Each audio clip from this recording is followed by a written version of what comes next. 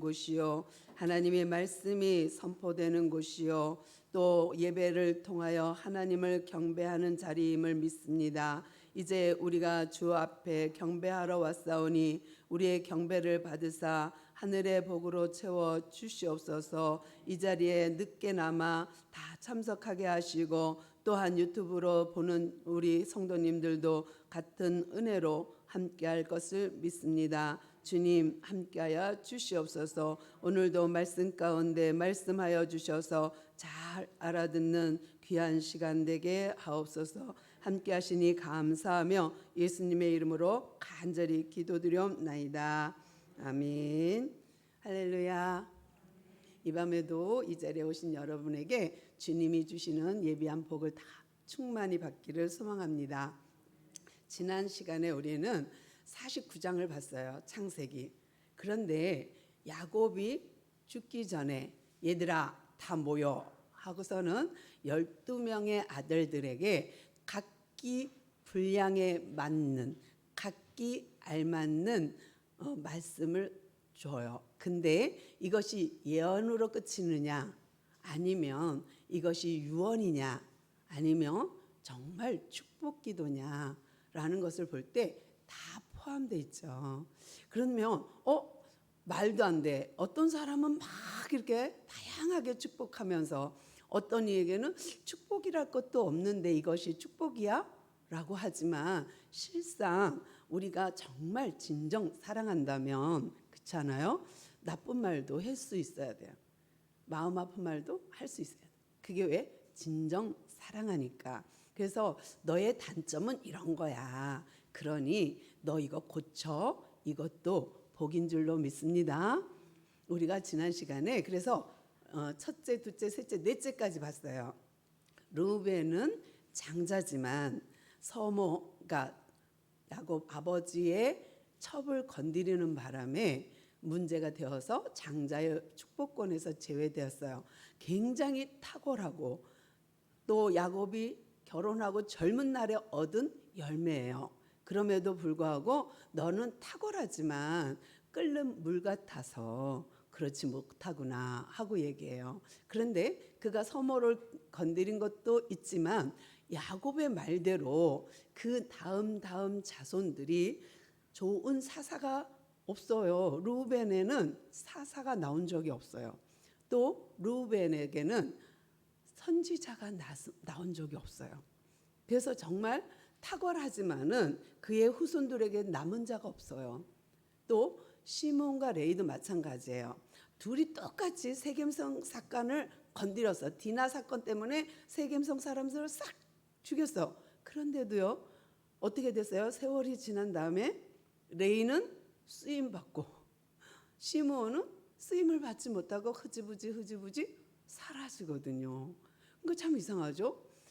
그 유다족 속에 땅을 분배받아요. 유다족 속 안에 시므온은. 그렇기 때문에 언젠가 스르르 없어져요.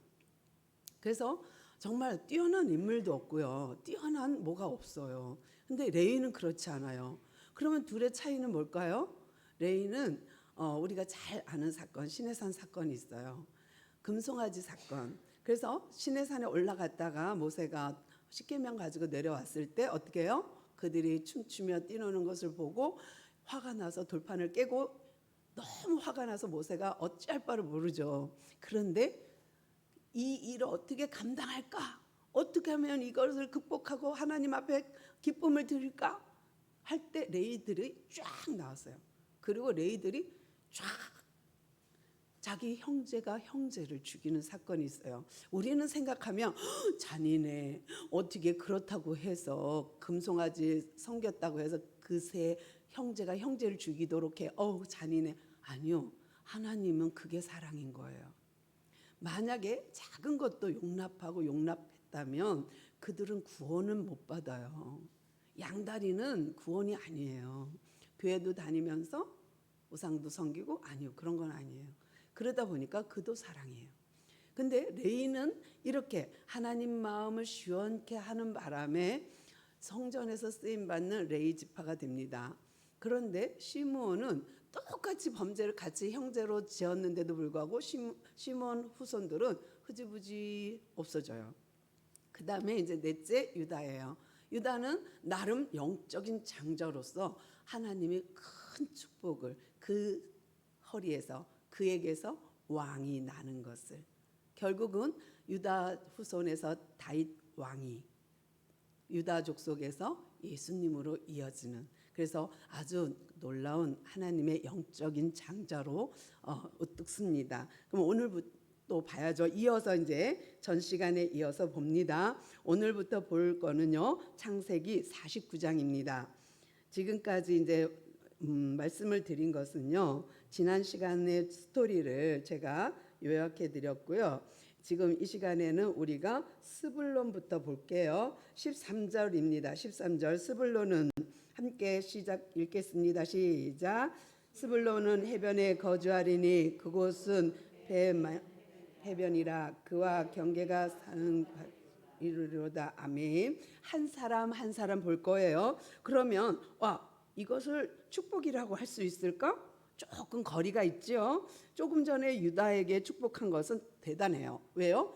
이 우유를 너무 많아서 이가 휘어질 정도로, 또 너무 풍성해서 옷을 포도주에 빨 정도로 풍성함을 축복했다면, 이 스불론에게는 별다른 축복이 없어요. 해변가를 차지한대요. 맞아요. 해변가를 차지하고 그다음에 아마 항구 도시 내지는 뱃일을 하지 않았을까? 그 해변에 사니까 자동 그런 업이 발달하겠지요. 그런데 나중에 그러니까 예수님 하나님의 아들이 스불론 경계 갈릴리 해변 주변, 그다음에 그 지역 납달리와 스불론 지역에서 거주하면서 하나님의 말씀을 이렇게 들을 수 있도록 백성에게 그렇게 한 거예요. 그래서 뒤에 나오는 스불론과 스불론과 납달리를 같이 묶어야 되거든요. 그래서 납달리 나중에 있다가 보면 예수님의 나셔서 하나님의 말씀을 증거한 지방으로서 칭찬을 받는 것을 보게 됩니다. 그 다음에 이사갈 볼게요. 14절 읽겠습니다. 시작. 이사갈은 양의 무리 사이에 꿇어앉은 건강한 나귀로다. 그는 쉴 곳을 보고 좋게 여겨 토지를 보고 아름다운 여기고 어깨를 내려 심을 메고 앞제 아래서 끄기로다. 아멘. 아마도 납달리 같은 경우는, 그러니까 이사갈 같은 경우는 좋은 곳을 선택할 줄 아는, 그리고 비옥한 땅을 분배받긴 했어요. 나중에 이제 여호수아서에서 분배는 그렇게 받습니다만은 이가 하는 행동이 뭐예요? 나귀 집에 있어야죠. 그런데 지금 어디 있냐 보니까 뭐 양의 무리 속에 있어요. 그러면 자기는 공짜로 지금 우리에 들어가 있는 거예요. 양의 우리에. 그러면 당나귀가 뿔이 나면 어떻게 해요? 양보다는 세죠. 뒷발질하면 양들은 어떻게 해요? 속수무책 당하겠죠. 그런 거 보면은 성품이 보여요. 이사갈은 아마도 이렇게 거저 땅을 얻고 거저 먹고 그냥 자기 나름대로 뭔가 포지션을 강하게 갖고 있었다라는 것을 보게 되고요. 또 그가 좋은 토지, 좋은 것만 취하는 그런 강인함, 강한 그런 족속이었던 것 같아요. 그래서 그가 자기 할 일은 하지만 그렇게 막 선하고 이렇게 배려하고 이런 건 아닌 것 같아요. 근데 이사갈 지파에서는 그다지 또 내놓으라 하는 사건은 없습니다. 그래서 야곱이 축복하는 것은 참으로 묘하게도 특정 유다, 특정 요셉에게는 또 베냐민이나 이 정도는 아주 장황하게 이렇게 예언을 하고 축복을 해주는 반면에 그렇지 않은 형제에게는 쓱 한 번 하고 지나가고 한마디 하고 지나가는 것을 보게 됩니다. 그러면 마음속으로 아버지는 끝까지 편해야 라고 할 수 있죠. 어떻게 처음부터 편애로 가더니 이제 끝까지 죽을 때까지 편애야? 아니요, 그렇지 않아요. 나중에 보면은 분량대로 그래요. 우리가 복을 받는 것도 분량대로 복을 받지 않나, 그런 것 같아요. 왜냐하면 성경이 그렇게 말하고 있거든요. 그 다음에 단지파 보겠습니다. 다는 시작. 이스라엘의 그의 백성을 심판하리로다. 다는 뱀이요 새끼의 독사로다. 발굽을 꿇어서 그 탄자를 뒤로 떨어뜨리게 하리로다. 아멘. 또 읽어야겠네요. 여호와 나는 주의 구원을 기다리나이다. 아멘. 단지파 하면 생각나는 거 있으세요? 사사기에서 원래 단지파는 블레셋 지역 해변가를 이렇게 분배받았어요. 그런데 이 단지파가 싸워도 이 블레셋의 그 강인함을 이길 수가 없는 거야. 그러다 보니까 머리를 썼어요. 그래갖고 사사기에 보면 쓱 거기를 포기하고 블레셋 지역을 포기하고 윗지방으로 올라가요. 윗지방을 올라가다가 레위인이 개인의 제사장이 된 걸 보고 꼬셔요. 야, 너 여기서 개인 제사장 할래? 우리 따라가서 한 지파의 제사장이 될래? 그랬더니 이 레위 사람이요, 자기는 제사장 아니에요. 레위 사람일 뿐이에요. 그러면 제사장 역할 하면 안 돼요. 그런데도 사사 시대가 그런 시대예요. 그러다 보니까 에봇을 갖고 있으니까 따라와 이래갖고 그가 선택한 것이 그 한 집의 제사장이 아니라 레위 지파가 단 지파의 제사장으로 따라갑니다. 그리고 거기서 녹을 먹고 같이 일하는데 문제는 단지파예요. 단지파가 이 블레셋 지역을 다 차지하지 못하니까 진보다리 싸갖고 멀리 올라가면서 제사장도 하나 취하고 레위 지파를 하나 취하고 올라갑니다.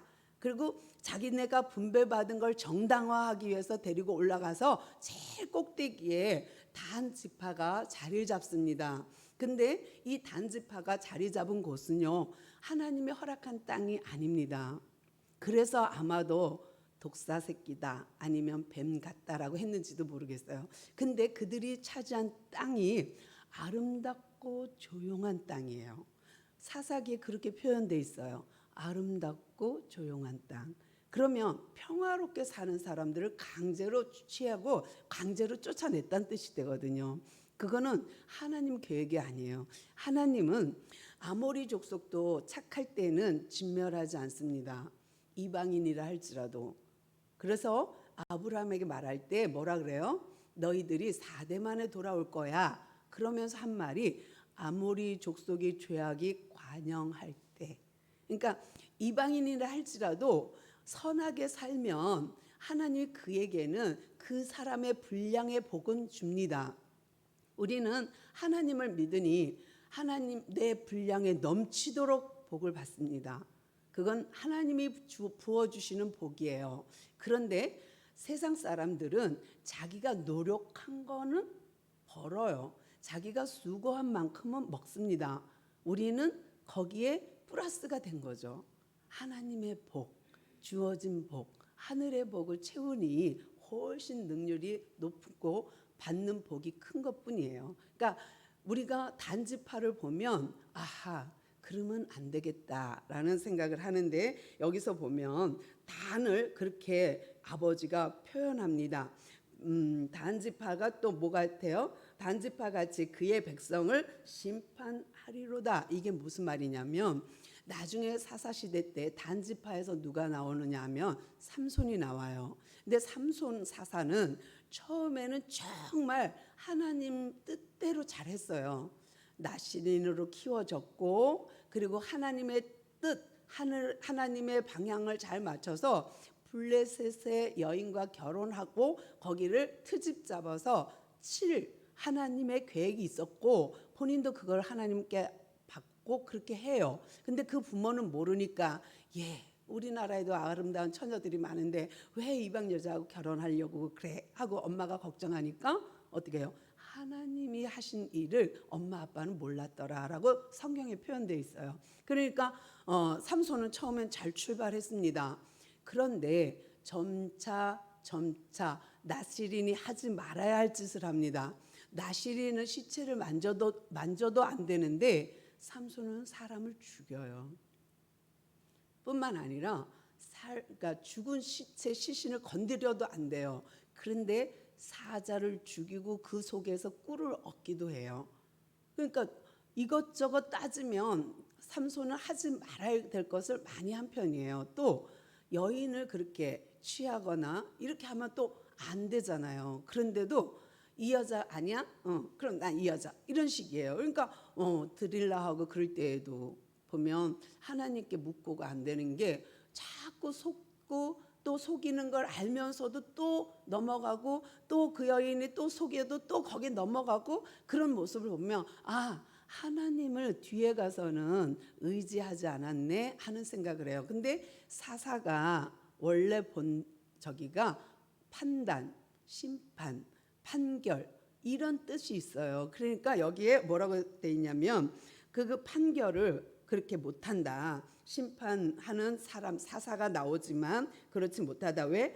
새끼에 독사 같고. 그러면 독사는 뭐예요? 독이 있잖아요. 사람을 치명적으로 죽일 수도 있고 또 말급을 물어서 그 탄자를 뒤로 떨어뜨리는. 그러면 보통 전쟁을 할 때 이런 사건이 생기거든요. 말에 뒷 힘줄을 끊어서 전쟁을 못하게 하는 경우예요. 그런데 여기서는 깨물어 갖고 떨어뜨리게 안 돼. 그러니까 결국은 뭐예요?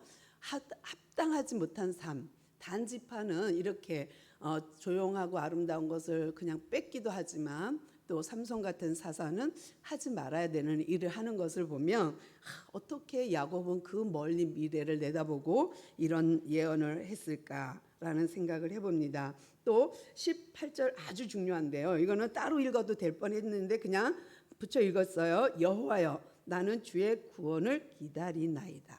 무슨 말이에요? 뜬금없이 지금 예언 중이에요. 축복기도 중이에요. 지금 아이들한테 유언을 하는 중에 갑작스레 18절에 여호와여 나는 주의 구원을 기다리나이다. 구원 예수와 예수 호세아 그러니까 호세아 또는 여호수아 다 같은 구원이란 말 뜻이 있어요. 그런데 갑작스레 뜬금없이 여호와여 나는 예수아를 기대합니다. 예수아를 기대합니다 하는 말을 해요. 그러니까 지금 17년을 애굽 생활했거든요. 그러니까 내 나이 험악한 세월을 살았나이다 하고 17년을 살아요. 그런데 이 17년은요 순탄할 뿐더러 하나님과의 관계가 아주 좋았던 것 같아요. 왜냐하면 내려올 때부터 브엘세바에서 하나님의 응답받고 내려왔고 그가 고센 땅에 살면서 하나님과 동행했다는 증거예요. 그의 죽음 앞에서 하는 행동을 보면 그래서 참으로 신령했다. 표현이 좋진 않지만 어쨌든 하나님의 영으로 충만했다라고 말할 수 있어요. 왜? 이 49장만 봐도 12명에게 예언한 대로 축복한 대로 구약에 그대로 진행되니까요. 그런 거 보면 참으로 신기하기도 할 정도로 그의 예언은 적중하거든요. 그런 거 보면은 하나님과 동행한 삶이 맞다라고 보겠습니다. 그 다음에 19절 함께 읽겠습니다. 시작. 갓은 군대의 추격을 받으나 도리어 그 뒤를 추격하리로다. 아멘. 어쩌면 갓 지파에서는 조금 현명하게 그러니까 하나님이 복병을 두어 이러잖아요. 그러니까 전략적으로 군사 전략을 세우는 데 있어서 나름 하나님의 방법은 늘 언제나 보면 복병을 두게 해요. 그래서 앞뒤로 꼼짝마가 되게 해요. 그런 거 보면 전쟁을 통하는 것도 전쟁은 하나님께 속하지만 그 전략 또한 하나님께서 하신다라는 걸 보게 되는데 여기 갓지파도 그런 것 같아요. 하나님의 그 지혜로 전쟁을 하더라도 지혜 있게 하는 것 같고요. 그 다음에 아셀 지파 함께 읽겠습니다. 시작. 아셀에게서 나는 먹을 것은 기름진 것이라 그가 왕의 수차례성을 차리리로다. 아멘. 아마 아셀에 비옥하고 아주 좋은 땅을 분양받았기 때문에 분배받았기 때문에 먹거리에 풍성했던 것 같고 아주 요리를 잘한 그런 떡 굽는 관원장처럼 또는 술 맡은 관원장처럼 곡식으로 나오는 뭔가 요리를 참 잘했던 것 같아요. 그래서 아셀 지파 같은 사람이 요즘 우리에게도 있죠. 요리 잘하는 사람이면 아셀 지파에 속하겠죠. 납달리 한번 읽겠습니다. 시작. 납달리는 노인 남사슴이라 아름다운 소리를 바라는도다. 아멘. 역시 마찬가지. 납달리 지파도 이 다음에 찬양이나 노래하는 지파로 쓰임 받게 돼요. 그러니까 이 하나하나가 예언되고 축복하는 이 내용이 뭐야? 그들의 성향을 말한 거야? 아니면 그들이 잘하는 것을 아빠가 아니까 그냥 말해준 거야? 라고 의심할 수도 있지만 실상 세월이 지나면서 이 야곱의 예언과 축복은 그대로 이루어져요. 그대로. 그런 거 보면 참 멀리 볼 수 있는 해안이 있었다라고 생각하고요. 드디어 요셉이 나옵니다. 이 요셉에 대해서는 좀 더 장황하게 축복하는 것을 보게 되는데요. 함께 읽겠습니다. 시작. 요셉은 무성한 가지 곧 샘 곁에 무성한 가지라. 그 가지가 담을 넘었도다. 활 쏘는 자가 그들을 학대하며 적개심을 가지고 그를 쏘았으나 요셉의 굳세어 그의 딸은 힘이 있으며 이는 야곱의 전능자 이스라엘의 반석인 목자의 손을 힘입음이라. 내 아버지의 하나님께로 말미암았나니 그가 나를 도우실 것이요 전능자로 말미암나니 그가 내게 복을 주실 것이라. 위로 하늘의 복과 아래로 깊은 샘의 복과 젖먹이는 복과 태의 복이로다. 내 아버지의 축복이 내 선조의 축복보다 나아서 영원한 산이 축복이 요셉의 여러로 돌아오며 그 형제 중에 뛰어난 자의 정수리로 돌아가리로다. 아멘. 그냥 우리가 읽어만 봐도 와우 이렇게 축복을 해 하고 볼 수 있는 것이 풍성하죠. 정말 하늘의 복을 몽땅 받습니다.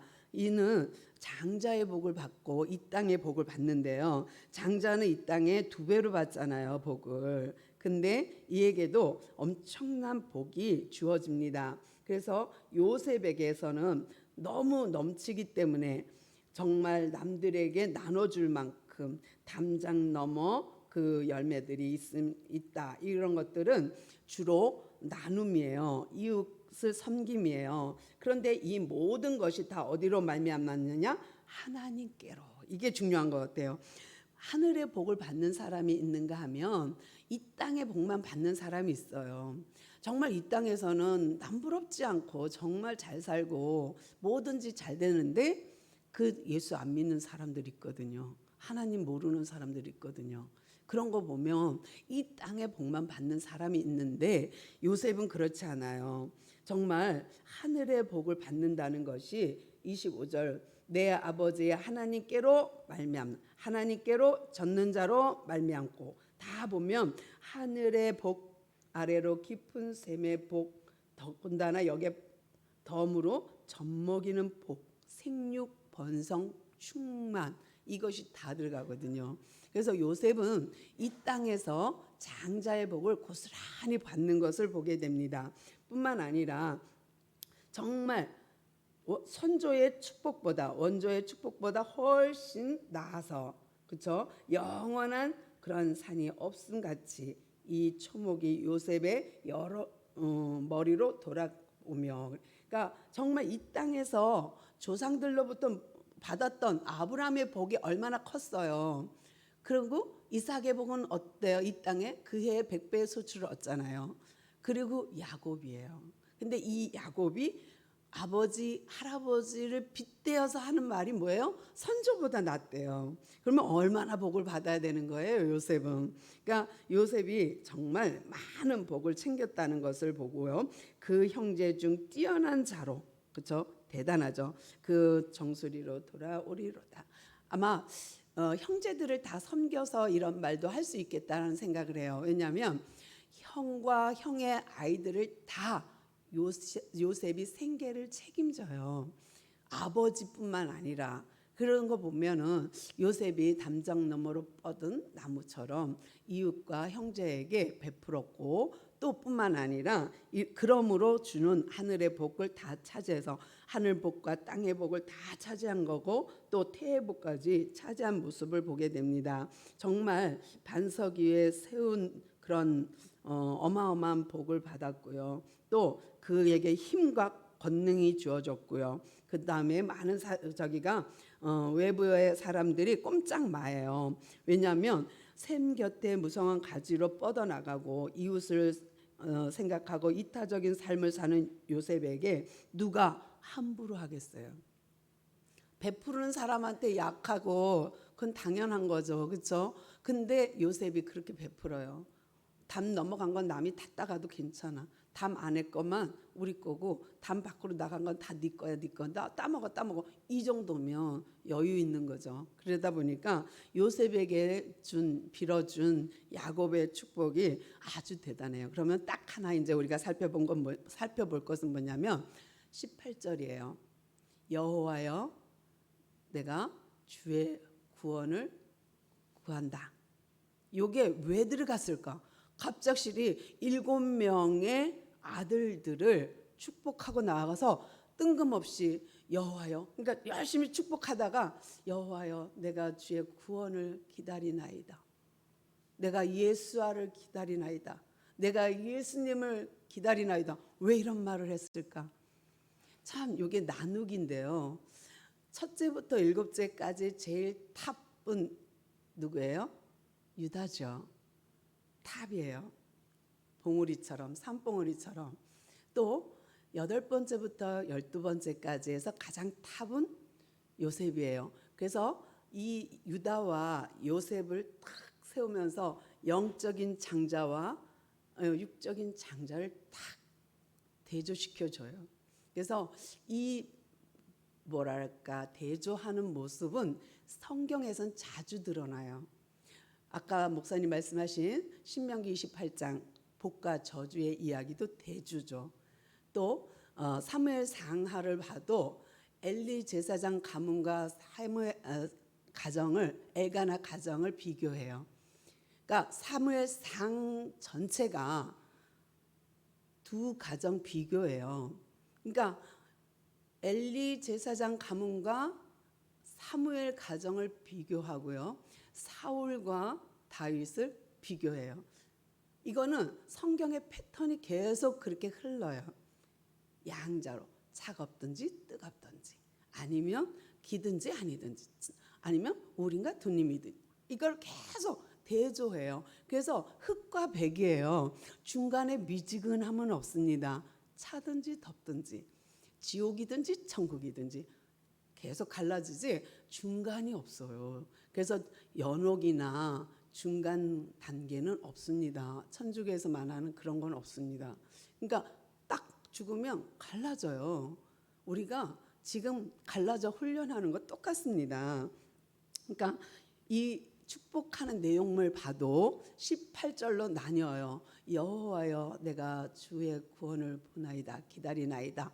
예수아를 기다리나이다. 먼저 고백하고 이번에는 육적인 축복, 요셉을 축복하는 것을 보게 될 때 성경이 이런 패턴이구나. 복과 저주를 이렇게 말하는구나라는 것을 알게 됩니다. 이번에는 27절 베냐민을 볼게요. 베냐민 시작.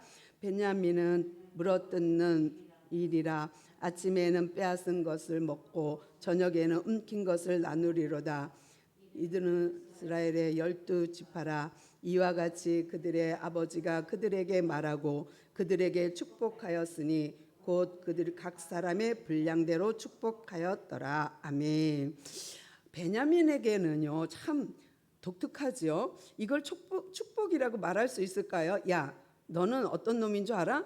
이리 같은 놈이야. 아침에는 빼앗은 것 먹고 저녁에는 움킨 것을 먹어. 이거 뭐예요?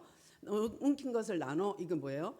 항상 막둥이라고 아빠가 귀여워했겠죠. 또 형들은 막내라고 또 배려했겠죠. 그러다가 요셉이 없어지니까 더더욱 애지중지. 왜냐하면 요셉이 베냐민을 데려와 할 때 아버지가 안 주잖아요. 그것만 봐도 얼마나 베냐민을 아꼈는지 알만해요. 그런데 이렇게 아버지의 사랑을 독차지하고 그 사랑을 받다 보니까 막내 기질이 있었던 것 같아요.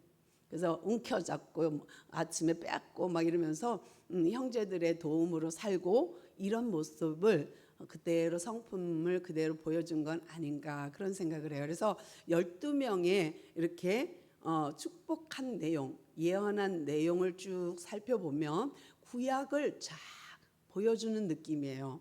구약 전체를 보여주는 느낌이지만 12지파의 형태가 여기서로부터 이렇게 갈라져서 그대로 이루어지거든요. 근데 이 12지파 중에 탑 유다, 탑 요셉을 잘 끌고 갑니다. 그래서 이 베냐민 지파에서는 사울 왕이 나오잖아요. 사울 왕. 그리고 에브라임, 요셉의 가문에서는 누가 나와요? 여호수아가. 그래서 땅을 이렇게 분배받고 그 땅을 차지하고 사는 것만 봐도 요 유언의 색깔이 그대로 드러나요. 스불론 같은 사람들, 이런 사람들은 유다 족속 속에 들어가서 살고 이런 거 보면 그대로 시므온 같은 사람들, 그런 사람들 보면 그렇잖아요. 근데 정말로 신기하게도 그것이 그대로 다 뭐냐면 축복이 맞아요. 이렇게 너는 움킨 것을 먹고 나누고 빼앗고 뭐 이래도 그것이 그분의 성품, 베냐민의 성품이지만 그것을 단점을 얘기한다고 해서 그것이 저주냐? 그렇지 않아요. 너는 이런 단점이 있어. 그거 고쳐야지 돼. 그래야 하나님 복 주셔. 그러면 그걸 아멘 하고 받고 내가 그걸 고치면 되는 거예요. 그래서 단점을 얘기해 주는 것은 이건 저주가 아니라 복이에요. 너 그러니까 성격 고쳐 하는 건 복이에요. 그러니까 사랑하니까예요. 그래서 성경 지금 구약을 이거 읽으면서 49장을 읽으면서 이 기본 바탕은 사랑입니다. 축복이며 예언이며 유언은 사랑입니다. 절대 이 속에 저주는 없습니다. 나쁜 말을 했다 할지라도 그러므로 주 안에서 모든 것이 선입니다. 뿐만 아니라 12지파를 똑같이 이렇게 그들의 분량대로 축복하였다는 거. 그것만 보면 뭐예요? 이거는 야곱의 마음에서 야곱의 생각에서 나온 것이 아니라 하나님께서 야곱에게 그리하셨다라는 것을 우리는 알 수 있는 대목이에요. 그래서 하나님 야곱을 통하여서 자기 12자녀에게 고스란히 하나님의 그 명령 말씀을 그대로 나눠줬다 말하였다라고 보면 되고요. 나머지 부분은 그냥 쭉 끝까지 읽겠습니다. 함께 읽겠습니다. 시작. 네, 가만히 있어보자. 29절입니다. 29절부터 함께 읽겠습니다. 시작. 그가 그들에게 명하여 이르되 내가 내 조상에게로 돌아가리니 나를 햇사람 헤브론에게 밭에 있는 굴에 우리 선조와 함께 장사하라. 이 굴은 가나안 땅 마물의 앞 엑벨라 밭에 있는 것이라. 아브라함이 햇사람 에브론에게서 밭과 함께 사서 그의 매장지를 삼았으므로 아브람과 그의 아내 사라가 거기에 장사되었고 이삭과 그의 아내 리브가도 거기에 장사되었으며 나도 레아를 그곳에 장사하였노라. 이 밭과 거기 있는 굴은 햇사람에게서 산 것이니라. 야곱이 아들에게 명하기를 마치고 그 밭을 침상에 모으고 숨을 거두니 그의 백성에게로 돌아가니라. 아멘. 이거는 한번 제가 설교한 적이 있는데 마지막 절은요. 야곱이 아들에게 이렇게 다 축복하고 그 발을 침상에 가지런히 올리고 숨을 거두고 그의 백성에게로 돌아갔다 이제 죽었다라는 얘기를 했는데요. 우리가 성경 안에서 보면 짝이 있잖아요. 이렇게 구약에서 사건을 신약에서 말하고 신약에서 구약을 끌고 와서 설명하는 구절이 있어요. 근데 지금 야곱이 믿음의 조상이라는 걸 확증하는 것이 그러니까 애굽 생활 17년이 하나님과 딱 붙어 있는 동행한 삶이라는 것이 마지막을 보면 알 수 있는 거예요. 그래서 야곱이 지금 죽으면서 자기가 하는 말이 뭐냐? 나를 선조의 묘실에 묻어다오. 꽤 거리가 멉니다. 다음 50장에서 나오지만 그 먼 거리를 시체를 가지고 가려면 뜨거운 나라에서 빨리 부패해요. 썩어요. 그러면 어떻게 이동하겠어요? 근데 미라를 만드는 시간이 있어요. 향료를 발라서 조금씩 조금씩 말리는 거예요. 그래서 미라를 만들어서 가요. 근데 이것을 명령하는데 요셉이 그걸 다 그대로 순종하거든요. 근데 중요한 거 오늘은 뭐예요? 각기 분량대로 축복하였다. 또 하나는 뭐예요? 침상에 누울 때까지, 내가 숨이 딱 떨어지는 그 순간까지도 하나님 의존했다. 그 두 가지는 오늘 잊지 않았으면 좋겠습니다. 기도할게요.